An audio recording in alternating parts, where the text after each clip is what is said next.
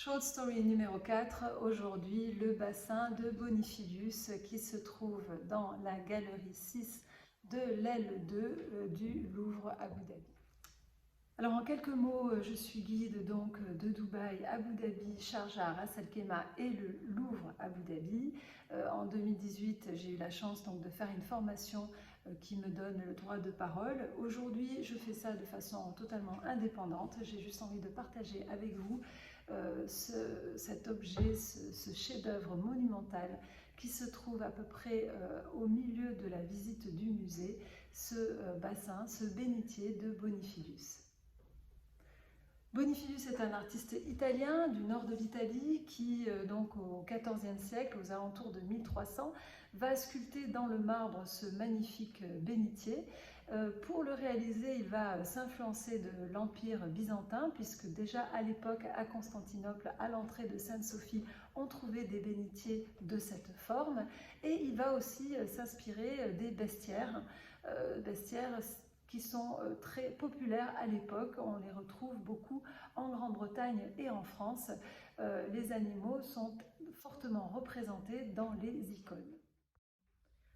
En symbole, il va donc choisir le dragon. Le dragon, à l'époque, est un animal considéré comme réel et non pas imaginaire. Le dragon, c'est l'animal de l'enfer. Il crache le feu, il représente le désordre. Et l'homme, par sa discipline et sa pratique de la religion, arrivera à le maîtriser et à s'en protéger. Le lion, le roi des animaux, est représenté aussi avec sa crinière très stylisée. Et, surprise, nous avons le porc-épic sur le côté avec ses épines toutes sorties. Et le porc-épic, en fait, est à la fois symbole d'avarice, mais aussi c'est un animal qui venait d'Asie et qui a été introduit en Italie au début du Moyen-Âge. Et donc au centre de ce bénitier se trouve la salamandre. La salamandre est un animal qui fascine. La croyance dit qu'elle est engendrée par le feu, ou au moins que cet animal peut survivre dans le feu, ce qui fascine puisque le feu de l'enfer est donc cette horreur dont tout le monde essaye de se protéger. Boniphilius va donc sculpter cette salamandre au fond de son bassin pour renforcer justement la purification de cette eau bénite en se servant de cette salamandre comme bouclier contre le plus grand incendie de tous les vices, cet incendie donc qui ravage tout depuis l'enfer.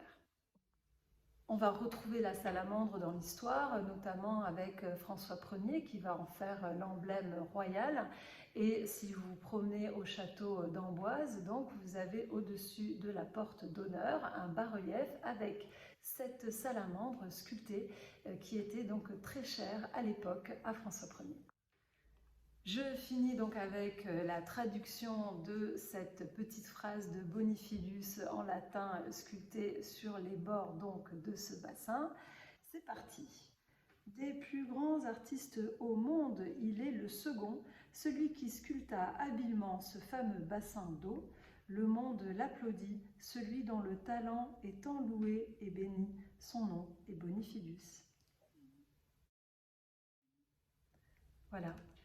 Le second. Il est le second derrière le plus grand artiste du monde. On se demande bien qui est le plus grand artiste du monde. Bonne soirée!